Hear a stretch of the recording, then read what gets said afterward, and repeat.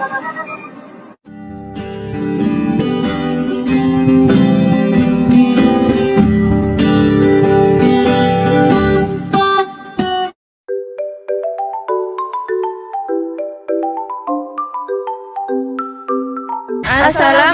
warahmatullahi wabarakatuh.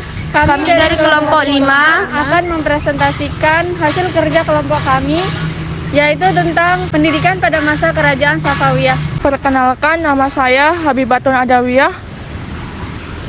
Nama saya Dini Febrianti. Perkenalkan, nama saya Vanessa Juliantika. Perkenalkan, nama saya Inka Karisma Indah. Saya sendiri di sini adalah sebagai moderator pada kelompok ini.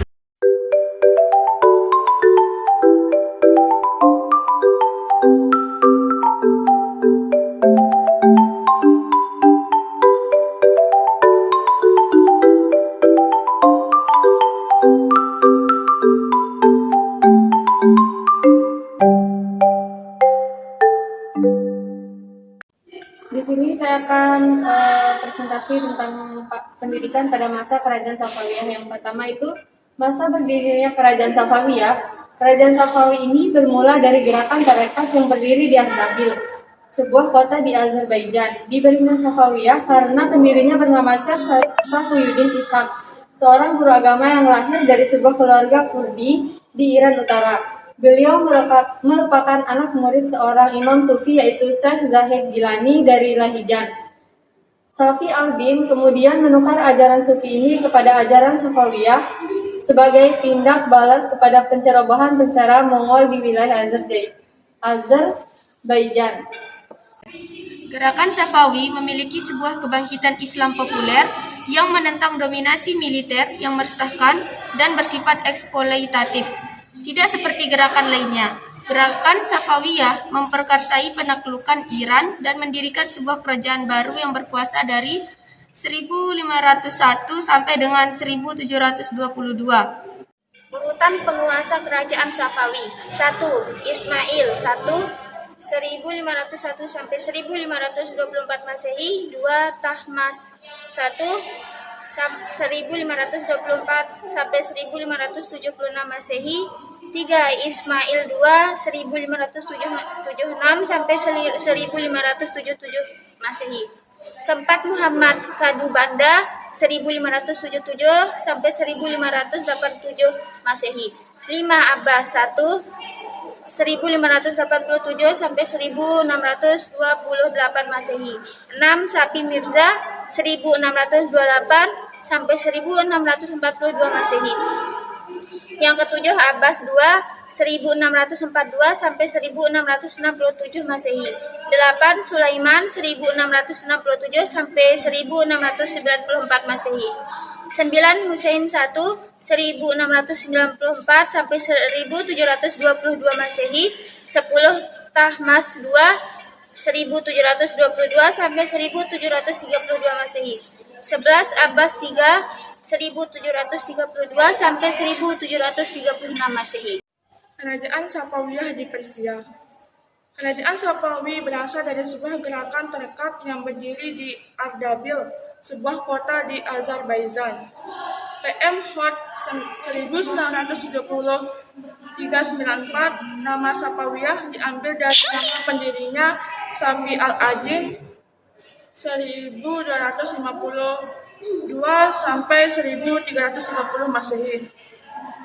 Dan nama Safawi itu terus dipertahankan sampai tarekat ini menjadi gerakan politik. Bahkan nama itu terus dilestarikan setelah gerakan ini berhasil mendirikan kerajaan.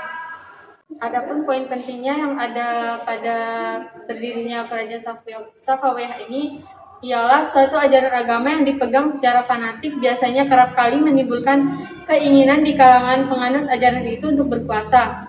Kecenderungan memasuki dunia politik itu mendapat wujud konkretnya pada masa kepemimpinan Junaid. Dinasti Safawi memperluas gerakannya dengan menambahkan kegiatan politik keagamaan. Perluasan kegiatan ini menimbulkan konflik antara Junaid dengan kuasa Koyunlu atau disebut domba hitam, salah satu suku bangsa Turki yang berkuasa di wilayah itu. Dalam konflik itu tersebut, Junaid kalah dan diasingkan ke suatu tempat. Selama dalam pengasingan, Junaid tidak tinggal diam. Ia malah dapat menghimpun kekuatan untuk kemudian beraliansi secara politik dengan Uzun Hasan. Pada tahun 1460 Masehi, ia mencoba merebut Sircasia, tetapi pasukan yang dipimpinnya dihadang oleh tentara Sirwan yang ia sendiri terbunuh dalam pertempuran tersebut. Anak Junaid, Haidar. Kepemimpinan gerakan Safawi baru bisa diserahkan kepadanya pada tahun 1470 Masehi. Kemudian Haidar mengawini salah seorang putri Uzun Hasan. Dari perkawinan ini lahirlah Ismail yang di kemudian hari menjadi pendiri kerajaan Safawi di Persia.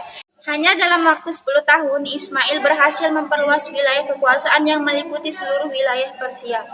Ambisi politik membuat Ismail meneruskan gerakan ekspansinya untuk menguasai daerah-daerah lainnya sehingga kekuasaan Safawiyah harus berhadapan dengan kekuatan Turki Utsmani di Chaldiran pada tahun 1415. Dalam peperangan masa-masa tersebut, atas di Safawiyah selalu menjadi pihak yang terdesak.